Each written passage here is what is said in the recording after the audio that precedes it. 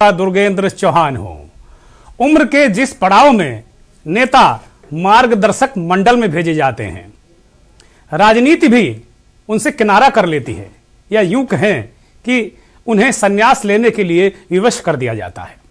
लेकिन 70 साल के एक ऐसे नेता, 70 पार, यूं कहें 70 साल के नहीं, 75 74 75 के आसपास का मामला है, यानी 70 पार के एक ऐसे नेता भी हैं जो अपने राजनीतिक कौशल, मेहनत और जनता से सीधे कनेक्ट के कारण मौजूदा वक्त की गला काट राजनीतिक प्रतिस्पर्धा में न केवल प्रासंगिक बने हुए हैं, बल्कि बतौर मुख्यमंत्री एक राज्य की जनता की पहली पसंद भी बने हुए हैं। हम बात कर रहे हैं उत्तराखंड के पूर्व मुख्यमंत्री, कांग्रेस के वरिष्ठ और दिग्गज नेता, पंजाब और असम जैसे राज्यों के प्रभारी रह चुके हरीश रावत की। हरदा इन दोनों चुनावी अभियान में व्यस्त हैं। इस व्यस्तता के बीच भी उन्होंने के न्यूज से बात करने के लिए समय निकाला। हरदा के न्यूज पर आपका बहुत बहुत स्वागत, बहुत बहुत अभिनंदन। बहुत बहुत धन्यवाद। मगर एक बात आप जरा करेक्ट कर लीजिए जी, आपको 10 साल बाद भी मैं इतनी एनर्जी से भरपूर लगूंगा? नहीं, मैंने कोई तंज नहीं कसा है हरदा। मैं आपकी जो एनर्जी है ना, उसको सलाम करता हूं, और गणतंत्र दिवस की बहुत बहुत शुभकामनाएं, बहुत बहुत बधाई आपको और उत्तराखंड के करोड़ों दर्शकों को भी शुभकामनाएं। मेरी बात रिकॉर्ड कर लीजिए जी। मैं तभी अपने ग्लव्स टाकूंगा जी जब राहुल गांधी जी प्रधानमंत्री हो जाएंगे। क्या बात है, क्या बात है। इसी अंदाज के तो हम कायल हैं, और उत्तराखंड के लोग भी हरीश रावत जी के, यानी कि उन्हें प्यार से हम सब हरदा कहते हैं, वो अलग अलग रंगों में नजर आते हैं। चुनावी बिसात बिछी है और हरदा के रंग भी उत्तराखंड में बिखरे हुए हैं। कभी वो नृत्य करते नजर आते हैं, कभी कहते हैं 4 धाम और 4 काम। तो कुल मिलाकर अभी जितने भी सर्वे आए हरदा, उसमें नंबर 1 की जो पसंद है मुख्यमंत्री के, वो हरीश रावत ही हैं। और पार्टी ने अभी तक ऐसा कहा नहीं कि हरीश रावत ही मुख्यमंत्री होंगे। हालांकि चुनाव अभियान समिति के आप चेयरमैन भी हैं। तो ये जो उत्तराखंड वासियों की पहली पसंद बनने के पीछे का राज क्या है हरदा? बस लोगों की कृपा है, और लोगों ने महसूस किया कि इस व्यक्ति ने 3 साल भी निष्ठापूर्वक हमारी सेवा की, काम किया। अलग बात है हवा में बह गए, मगर एक अच्छी सरकार दी, और तुलनात्मक रूप से लोगों ने देखा कि जिनको बड़े अरमानों से सजाया था, उन्होंने उत्तराखंड के लोगों के अरमान कुचलने का काम किया। डबल इंजन की सरकार बिल्कुल फेल हो गई, और लोगों ने ये देखा कि सिंगल इंजन बेहतर था, ये डबल इंजन तो कुछ निकला ही नहीं, ये तो गवादी निकला। तो इसलिए लोगों ने कहना शुरू किया हमारी चाहत हरीश रावत। बिल्कुल, मैं आभारी हूं जी। और लोकतंत्र के अंदर जनता की चाहत बनना सबसे बड़ी बात है। नहीं, हर बार लोगों का दिल से बहुत आभारी हूं। जी जी जी, बहुत बहुत आपकी यही विनम्रता और यही अंदाज तो लोगों को है कि आप इतने बड़े नेता, राष्ट्रीय स्तर के नेता, उत्तराखंड तो आप राजनीति करते ही हैं, उत्तर प्रदेश की भी राजनीति में आप लगातार रहे, और देश के बहुत बड़े नेता हैं आप निश्चित तौर पर। लेकिन एक बात बार बार ये आती है कि भाई उत्तराखंड में इतना कवायद के बाद भी कांग्रेस आकर टिकती है हरीश रावत के पास। नारायण दत्त तिवारी के बाद अगर कोई नेता है, ये पता मतलब उत्तराखंड में अगर जाता है, दृष्टिकोण आप देखते हैं, तो वो हरीश रावत पर ही आकर कांग्रेस टिक जाती, फिर उसके बाद कोई विकल्प दिखता नहीं है। और इसका रंज भी रहता है, आपके दल के नेताओं को भी इसको लेकर थोड़ी दिक्कतें रहती हैं।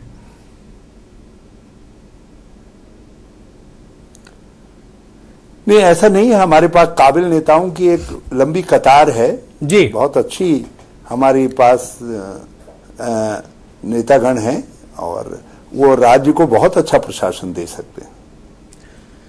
हरदा कुल मिलाकर अगर देखा जाए तो कहीं ना कहीं आपको बहुत, जो पिछला कार्यकाल बहुत महज 2.5 साल का कार्यकाल रहा, वो भी बड़ा उथल पुथल भरा रहा। तो एक आपके मन में कहीं आता होगा, भी पार्टी ने तो घोषित नहीं किया, लेकिन कहीं ना कहीं मुख्यमंत्री बनने की इच्छा तो होगी जनता की सेवा करने के लिए। देखिए, जब आप राजनीति में हैं तो सारी संभावनाएं बनी रहती हैं जी। आप उन संभावनाओं को स्वीकार करने से इनकार नहीं कर सकते, नहीं तो फिर राजनीति में हैं क्यों जी। और लेकिन आपको अपनी महत्वाकांक्षाओं इच्छाओं को ठीक तरीके से व्यवस्थित रखना पड़ता है, उसके समय के अनुरूप पैकेजिंग करनी पड़ती है। 2017 में आप बड़ी हिम्मत के साथ में चुनाव लड़े, बड़ा माहौल भी बहुत अजब तरीके का हो गया था। उसके बाद हिम्मत से लड़े और दो जगह से लड़े, मैं कहूंगा बहुत हिम्मत से लड़े आप। ठीक है, दुर्भाग्य से पराजय हाथ लगी। इस बार आपने रामनगर सीट चुनी है, जैसा कि अभी 2 दिन पहले ही लिस्ट आई, उसमें आपका नाम है रामनगर से, जहां हो जो हमने देखा था। अगर मैं सही हूं तो आप इसकी पुष्टि करिएगा। वहां आपके छोटे भाई, जिनको बहुत आपको बड़ा भाई भी वो कहते हैं, रणजीत रावत, वो झंडा उठा लिए हैं कि भाई हम निर्दलीय लड़ जाएंगे। ये क्या समीकरण चल रहा पार्टी के अंदर हरदा? कोई बात नहीं, छोटे भाई के मन में कुछ होंगी आकांक्षाएं। हमारा कर्तव्य है उनकी आकांक्षाओं को समझना, और पार्टी कोई न कोई समाधान उनकी आकांक्षाओं का भी निकालेगी। इसका मतलब यह है कि रणजीत रावत का कहीं एडजस्टमेंट होने जा रहा है, जो आप संकेत दे रहे हैं? पार्टी ने उनको हमेशा, जिस समय हमको रामनगर लड़ने के लिए कहा, उस समय भी कहा कि वो सर से लड़े। अच्छा, तो कुल मिलाकर अब उनको कहीं ना कहीं एक विकल्प दिया है आपने? नहीं, मैंने ये मेरे हाथ, मेरा कार्यक्षेत्र नहीं है, ये तो पार्टी नेतृत्व डिसाइड। ये बात तो देखिए उत्तराखंड में है हरदा, कि हरदा के बिना पत्ता हिलता नहीं उत्तराखंड में, आप कहें चाहे जो कुछ। और इस बार तो कुछ ज्यादा ही ताकतवर, पावरफुल नजर आ रहे हैं आप। बिल्कुल, ये बिल्कुल भ्रम है, और बल्कि लोगों के आदेश पर मैं ही हिलता डुलता रहता हूं। आप बीच बीच में मुख्यमंत्री जी को कहा करते हैं खनन प्रेमी मुख्यमंत्री, और एक और स्लोगन आपने दिया है उत्तराखंड की राजनीति में खूब उछल रहा है, 3 तिगाड़ा काम बिगाड़ा। तो ये किस तरीके की राजनीति है, और जनता को कैसे, इस तरह के स्लोगन का क्या जनता पे असर पड़ रहा है हरीश जी? देखिए, ये जनता के कंठस्वर से निकला हुआ स्लोगन है कि खनन प्रेमी मुख्यमंत्री, क्योंकि नदी नाले गाड़ गधेरे, गंगा यमुना नीली पीली रवासन सब खोज डाली हैं, कोई नदी बची नहीं है जिसको खोज नहीं डाला है। तो इसलिए ये जनता की आवाज है, खनन प्रेमी मुख्यमंत्री। रात 3 तिगाड़ा काम बिगाड़ा, राज्य के अंदर हर चीज बिगाड़ करके रख दी, विकास ठप करवा दिया, बेरोजगारी बढ़ गई, हमारा स्वास्थ्य सिस्टम, एजुकेशन सिस्टम सब ध्वस्त हो गया, गवर्नेंस का कहीं पता नहीं है, कोरोना काल में हमारे लोगों को मरने के लिए छोड़ दिया गया। तो ये सब चीजें चीख चीख करके कहती हैं कि 3 तिगाड़ा काम बिगाड़ा, क्योंकि मुख्यमंत्री ने 3 मुख्यमंत्री दे दिए मगर काम कुछ कर नहीं पाए। तो ये जनता ने ये सुझाव दिया है कि 3 तिगाड़ा काम बिगाड़ा। कल मैंने मुख्यमंत्री का और एक लाइन जोड़ दी है कि भाजपा ने, एक लाइन आगे और जोड़ दी है कि भाजपा नहीं आएगी दोबारा। कल मैंने मुख्यमंत्री जी का इंटरव्यू किया था, तो मैंने दोनों, जो आप उनको जिन लफ्जों से नवाजते, मैंने दोनों सवाल उनसे पूछे थे, लेकिन वो कोई सीधा जवाब उन्होंने दिया नहीं उसका। एक बहुत महत्वपूर्ण है बात, बहुत महत्वपूर्ण सवाल है हरीश जी, कि प्रियंका गांधी जी उत्तर प्रदेश में कहती हैं लड़की हूं, लड़ सकती हूं, और 40% टिकट दे देती हैं, और उत्तराखंड में आते आते उस लड़की को लड़ने लायक ही नहीं छोड़ा जाता है। सरिता आर्या आपकी नेता भाजपा में चले गई, टिकट ले लिया, आप ही के खिलाफ लड़ने लगी। जो मैं पहली क्या, एक लंबी चौड़ी सूची जो 64 लोगों की आपकी है, उसमें 6 अभी बाकी हैं, उनमें भी बहुत नारीवादी स्वर उसमें दिख नहीं रहा है। तो कैसे लड़की लड़ पाएगी उत्तराखंड में? और उत्तराखंड आंदोलन को तो मैंने बड़े करीब से देखा है, बहुत, उत्तराखंड में मेरी ससुराल है, मैंने अपनी सास को देखा है लड़ते हुए, जाते हुए उत्तराखंड के लिए। तो महिलाओं का बहुत बड़ा योगदान है उसमें, और महिलाएं गायब हैं कांग्रेस के लिस्ट से हरीश जी।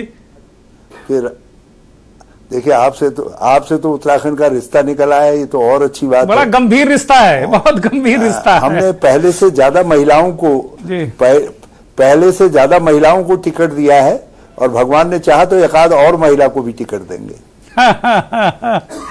तो इसका मतलब ये है कि आप लड़की को लड़ने लायक उत्तराखंड में भी बनाने जा रहे हैं कि लड़की जो हमारी महिला शक्ति है, नारी शक्ति है, वो लड़े।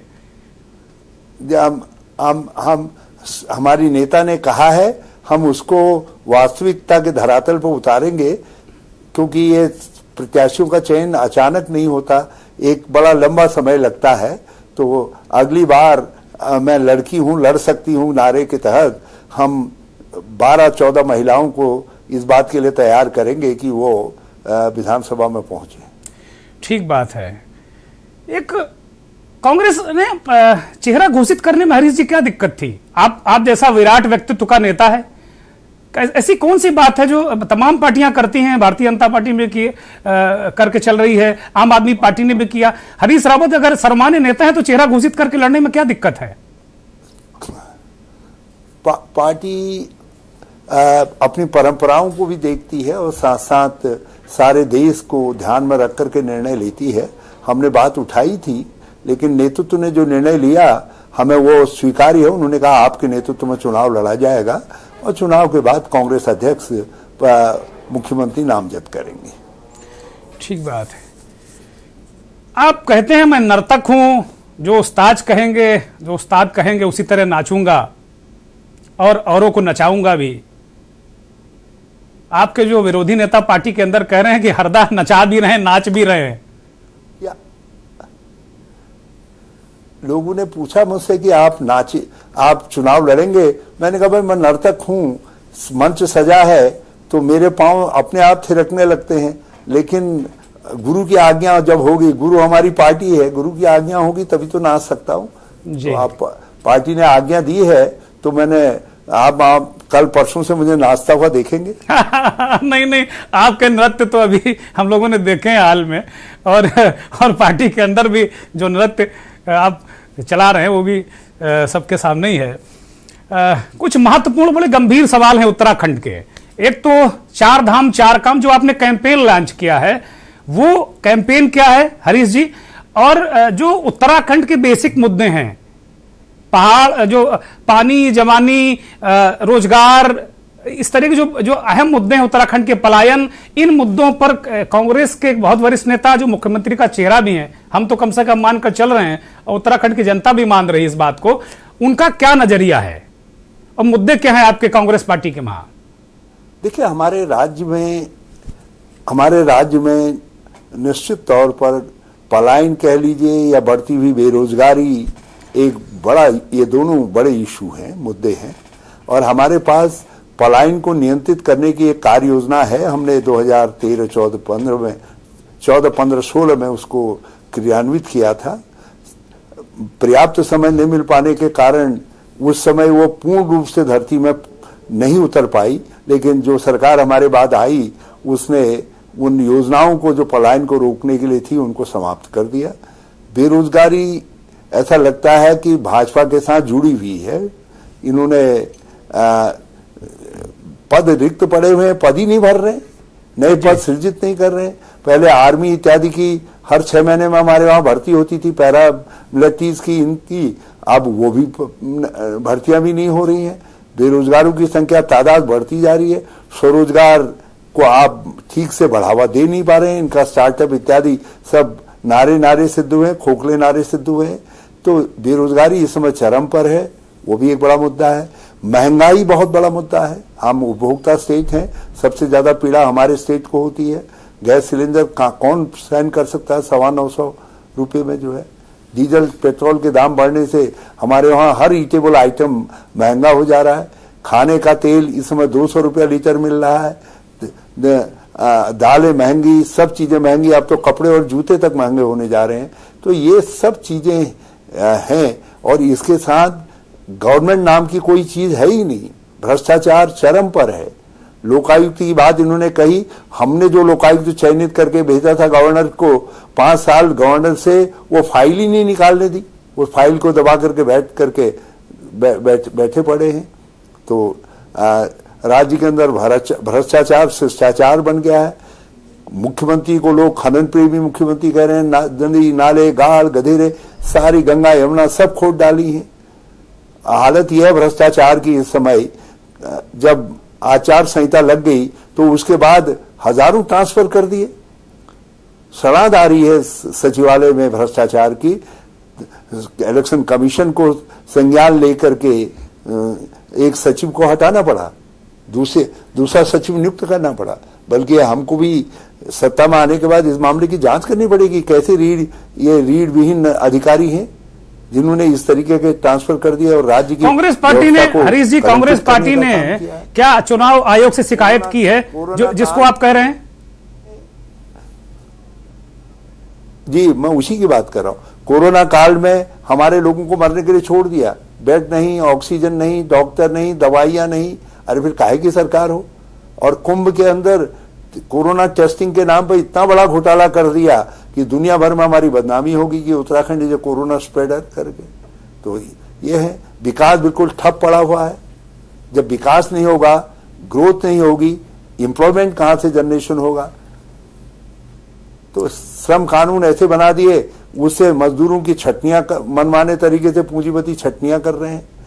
तो गरीब के जेब से पैसा निकल रहा है, अमीर अमीर हो रहे हैं। ये ऐसे मुद्दे हैं।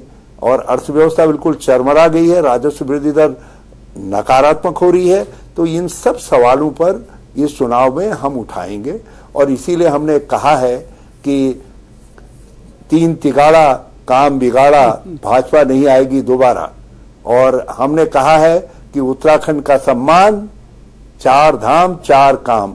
ये 4 काम नहीं है, ये 4 काम हजारों उन कामों के प्रतीक स्वरूप पुष्प हैं जो हमारे घोषणा पत्र में हम कहने जा रहे हैं, राज्य के लोगों से वादा करने जा रहे हैं।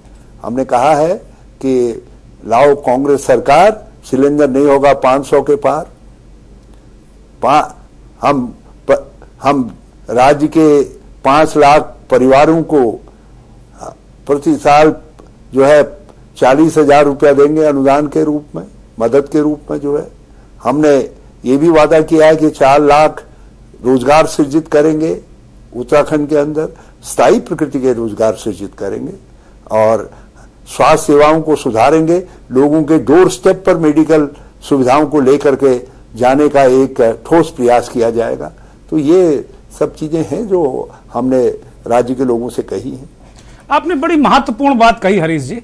आपने कहा कि भाई जो कुछ तबादलों में भ्रष्टाचार हुआ है, खनन में भ्रष्टाचार हुआ है, आपने कहा कि जब हम सरकार में आएंगे, सत्ता में आएंगे तो इनकी जांच करानी पड़ेगी। तो आप इस बात को पूरी जिम्मेदारी से कह रहे हैं ना कि भाई जब हम सत्ता में आएंगे तो इन सब जो भ्रष्टाचार हुए हैं भारतीय जनता पार्टी के कार्यकाल में, जो इनकी सरकार रही है, तीनों मुख्यमंत्री, तो आप जांच कराएंगे क्या? बहुत जिम्मेदारी के साथ में उत्तराखंड की जनता को आश्वस्त कर रहे हैं आप?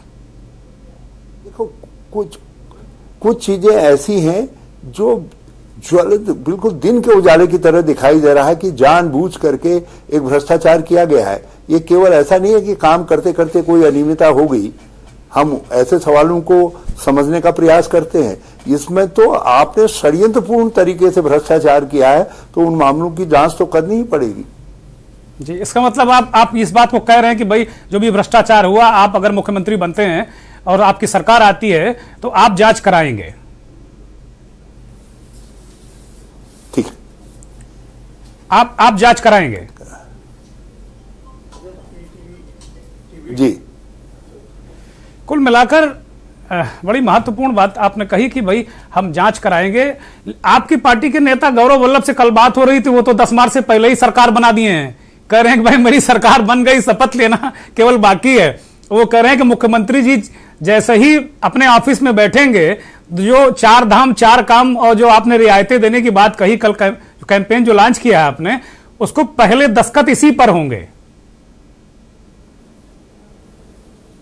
जी जी, उन्होंने पार्टी की तरफ से कहा है। जी, गौरव वल्लभ जी का बयान नहीं है, पार्टी का बयान है।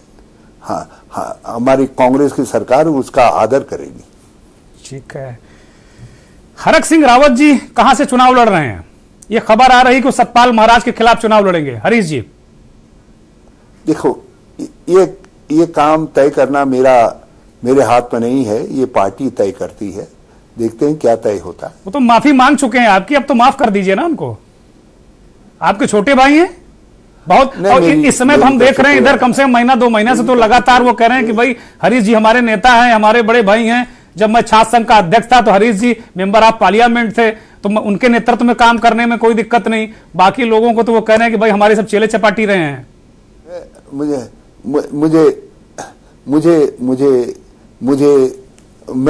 वो मेरे कार्य क्षेत्र का विषय नहीं है, और अब वो हमारी पार्टी के सम्मानित नेता है और मेरे मन में उनके लिए प्यार और आदर दोनों है। आपने कहा है कि ब्राह्मण आयोग बनाएंगे। हरीश जी, आपकी पार्टी की जैसे अगर सरकार आती है तो ब्राह्मण कल्याण आयोग की बात आपने की है? अगर की है तो ये भी एक विपक्ष सवाल उठा रहा है कि भाई चुनाव के समय हरीश जी को ब्राह्मण याद आ रहे हैं और किशोर उपाध्याय को पार्टी से निकलवा दिया है। हमारे वहां कुछ सवर्ण जातियों में भी गरीबी बहुत है और बड़ी दिक्कतें हैं, उनकी कुछ जीवन यापन संबंधी कठिनाई है, उनको समझ करके उसका निदान करना राज्य के हित में बहुत आवश्यक है। और मुझे ये सुझाव कहीं से आया, बड़ा पसंद आया। आखिरी सवाल यह है कि किशोर उपाध्याय को पार्टी से क्यों निकलवा दिया आपने? एक तरफ ब्राह्मण आयोग की बात करते हैं, दूसरी तरफ किशोर उपाध्याय पार्टी से बाहर चले जाते हैं। देखिए, हमारे छोटे भाई हैं, हम बड़ा प्यार करते हैं उनसे, लेकिन इधर मुझको लगता है कुछ शनि राहु आदि ने उसकी मति को घुमा दिया है और अब आ रहा है कि वो भाजपा में जा रहे हैं। उत्तराखंड की समाचार जी उनके पुराने इतिहास को झुठलाते हैं। तो छोटे भाई को समझाया नहीं हरीश जी आपने?